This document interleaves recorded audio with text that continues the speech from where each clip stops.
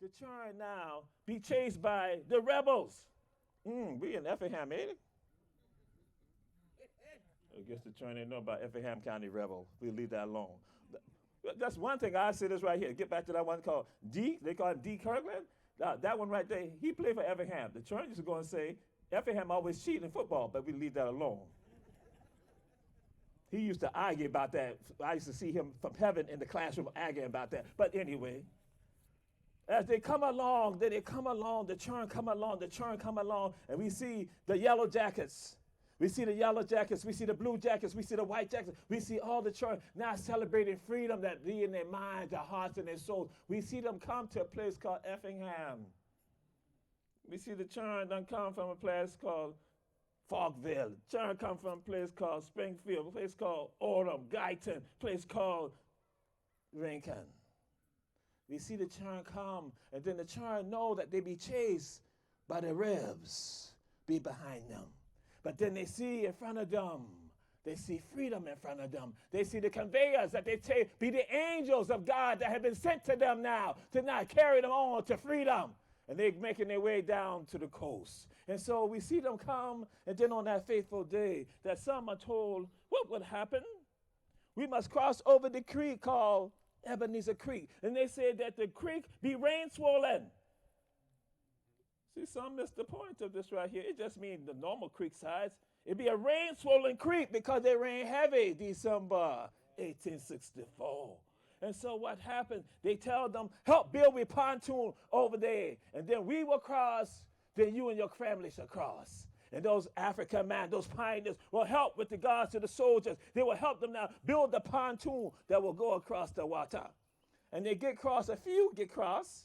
And then they see the bulk of the soldiers. Again, they're champions. They're angels of freedom, of liberty. We see them going across. They come across, then something faithful happened. The church tried to say that they must get over to Savannah. Get there real quick. They must get to Yamacraw Bluff real quick. Before Savannah be called Yamacraw Bluff. Another story, another time. They get there, cross there, and need to get to Savannah quick, fast. They make a faithful decision. They say, them thousands of Africans that follow them from North Georgia, from Middle Georgia, they are slowing we down. So then they make a decision to not pull up the pontoon. And on the other side, thousands of Africans, they watch in horror because they said that these are our angels. These are our saviors. These are our heroes right there. Why they take that up? Well, we have to cross over when we know that there's a threat that's in back of us. A threat that is clear and imminent and present for we. That we have said that we have now tasted jubilee. We have tasted freedom. We have tasted freedom, but we're not stuck right here. Like in a human earthly purgatory. We are stuck right there. And so then a decision must be made, because some of them understand that, again, something must happen right here, because they see others on the other side. And the few Africans that have been on the other side, they look with horror also, knowing that it be their father, their mother, their wife, their son, their daughter on the other side. And so they look and they have the eye that asks for help. Do something for me. Don't do it like that. And on the other side, they see the tears and the fears. They see the fears, and so what didn't happen? They keep marching. Marching to Yamacraw Bluff. Yeah, marching to Savannah. And so right there on the other side, some of them decide to do something faithful. They say, no man always so, only God always so. And so some of the Africans jump into a rain-swollen creek. They jump into a rain-swollen creek. Some know how to swim, so that's a falsehood. And they say Africa, they know how to swim. Africa know how to swim. We swim in Africa. They swim over here. But anyway, another story. So some jump in, but some do not know how to swim. So some jump in, and then on the other side, you have African and even some of the soldiers who have humanity in their minds, their hearts, and their souls. They look too. They say, how can we betray the people who help you along the way? So some of the soldiers say they grab up thing and they throw it in there. They're hoping with their prayers that the wood will make it to the other side, or to those in the water that they can log on and hold on to it. And then they could come on over the rain-swollen creek to land. From out the Delor to the Terra. Terra means land. And they can make it to the other side. Others just jump in. And others now say, I have freedom over here, so I must jump in and try to pull some out of the water. But then see what happened in December 1864? Many know about a telegram that be sent to your president, Abraham Lincoln. The telegram say, I give you Savannah as a Christmas present. And in American history, you saw many talk about that during the time of Big Shoot.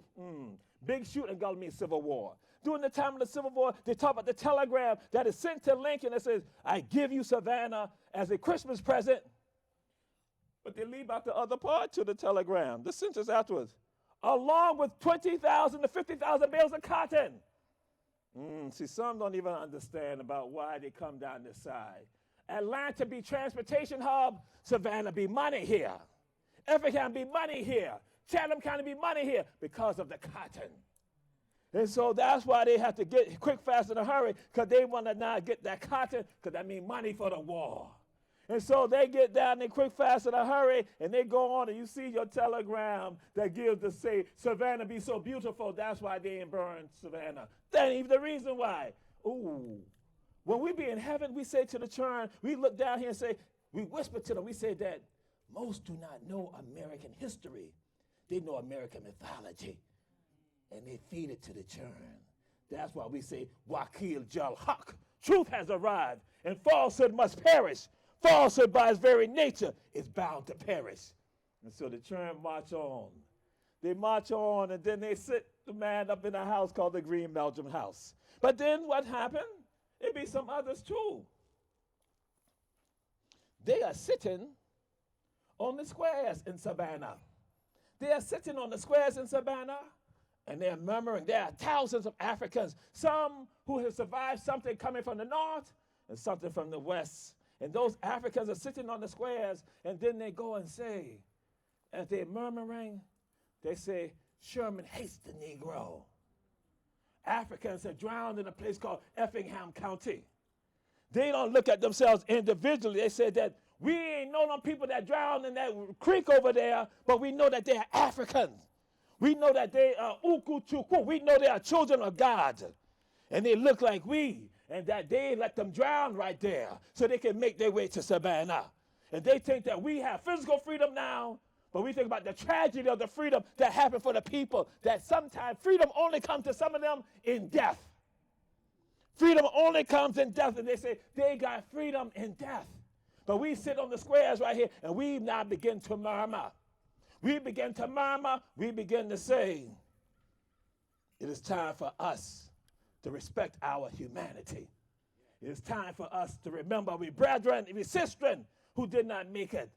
And so then some not even understanding that what happened there in that creek called Ebenezer, it helped change the world. Some do not know, and see again, when they have the opportunity to tell their story, they don't tell their story correctly.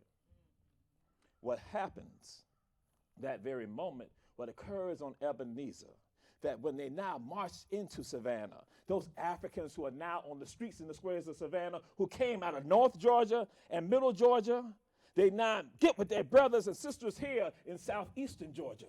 And they begin to have the conversations about, they begin to tell the story. See, because what we tell people is that if you don't tell your story, it becomes a mythology.